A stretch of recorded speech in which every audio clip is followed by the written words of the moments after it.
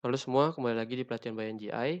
Pada kesempatan kali ini kita akan membahas mengenai faktor penyebab banjirop. Jadi setelah kita mengetahui definisinya, selanjutnya kita akan membahas lebih detail mengenai faktor penyebab dari banjirop. Jadi seperti yang tadi sudah disampaikan, banjirop ini adalah salah satu fenomena bencana di pesisir yang diakibatkan oleh beberapa faktor seperti kenaikan permukaan air laut, penurunan muka tanah, dan juga pasang surut. Nah, yang pertama kita bahas mengenai kenaikan permukaan air laut atau sea level rise. Jadi sea level rise ini adalah fenomena peningkatan rata-rata ketinggian permukaan laut yang terjadi akibat berbagai faktor, terutama berkaitan dengan perubahan iklim. Di mana hal yang terkait mengenai perubahan iklim itu yang pertama ada pemanasan global, yaitu peningkatan emisi gas rumah kaca yang meningkatkan suhu air laut dan menyebabkan ekspansi termal air laut. Nah, yang kedua, mencairnya gletser dan es. Jadi pencairan es di kutub dan gletser akibat suhu yang lebih tinggi ini menambah volume air di lautan sehingga meningkatkan ketinggian dari permukaan air laut. Nah, ini termasuk juga pencairan es dari Greenland dan juga Antartika yang merupakan salah satu kontributor utama untuk kenaikan permukaan air laut saat ini.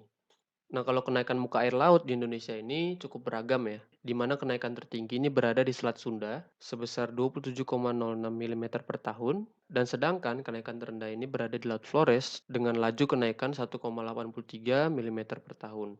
Berdasarkan penelitian dari Mayasari dan Handoko tahun 2009. Dan kenaikan muka air laut ini mempengaruhi beberapa hal pada banjirop. Yang pertama adalah durasinya. Pasti ya kalau misalkan kenaikan permukaan lautnya tinggi, banjiropnya akan lebih lama karena dia akan lebih sulit untuk surut. Dan juga yang kedua, intensitas dari banjiropnya meningkat karena meningkatnya volume air ya. Dan yang ketiga, ini meningkatkan frekuensi dari banjirop karena banjirop ini dapat terjadi di pasang surut yang rendah yang juga disebabkan oleh mundurnya garis pantai. Kemudian penyebab selanjutnya adalah penurunan muka tanah atau land subsidence. Penurunan muka tanah ini didefinisikan sebagai pergerakan permukaan tanah ke bawah relatif terhadap titik referensi tertentu. Artinya, dia bergeraknya itu secara vertikal ya, dari atas ke bawah, dan dapat terjadi akibat berbagai proses geologi dan aktivitas manusia yang mengubah kondisi di bawah permukaan tanah.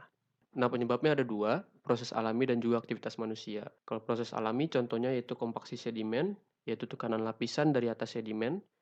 Kemudian yang kedua aktivitas vulkanik dan tektonik, yaitu perubahan bentuk permukaan tanah akibat pergeseran lempeng.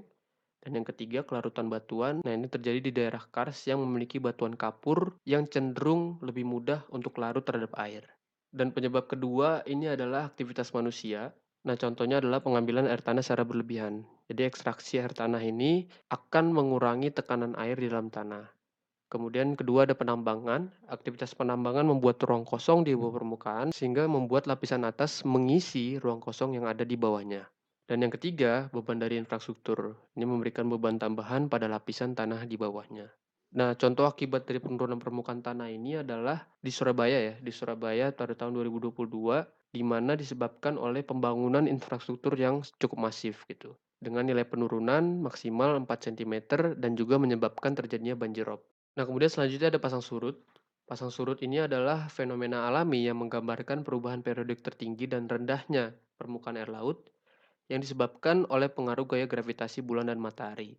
Nah, apabila terjadi pasang ataupun pasang yang tinggi ini membuat permukaan air laut meningkat, yang dapat menyebabkan banjirop apabila ketinggian air melebihi batas normal, dan juga melebihi ketinggian dari daratan di pesisir itu sendiri. Kemudian fenomena banjirop ini sering terjadi pada awal dan pertengahan bulan, ketika pasang tinggi lebih signifikan akibat posisi bulan dan matahari. Nah, hal ini membuat daerah pesisir menjadi lebih rentan terhadap banjirop pada waktu-waktu tertentu gitu. Jadi tidak terlalu bisa diprediksi ya. Cuman yang bisa dipastikan adalah ketika bisa memprediksi mengenai perkiraan dari pasang tertingginya, di waktu itulah resiko terjadinya banjirop lebih tinggi. Nah, ini contohnya ya, ada penelitian di Kota Semarang tahun 2010 yang dilakukan oleh Kahar et al. Nah, dia ini menganalisa bahwa luasan genangan rob ini dipengaruhi oleh intensitas pasang surut.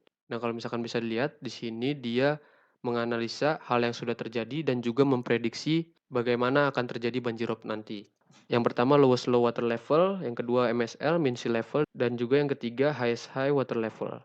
Artinya lowest low dia surut rendah, MSL ketinggian rata-rata, dan highest high dia adalah pasang tertinggi. Nah, kalau misalkan bisa dilihat tahun 2010, pada saat surut terendah, dia luas genangannya adalah 0,5 km persegi. Dan pada saat MSL, Dia naik luas genangannya yaitu 8,05 kilometer persegi dan juga pada saat pasang tertinggi atau highest high, dia luas genangannya naik lagi 100% ya dari MSL menjadi 18,9 kilometer persegi. Dan prediksi ke depannya juga akan sama seperti itu, bahwa genangan banjirop itu paling luas terjadi pada saat pasang tertinggi. Nah, mungkin sekian yang dapat saya sampaikan mengenai penyebab dari terjadinya banjirop. Terima kasih.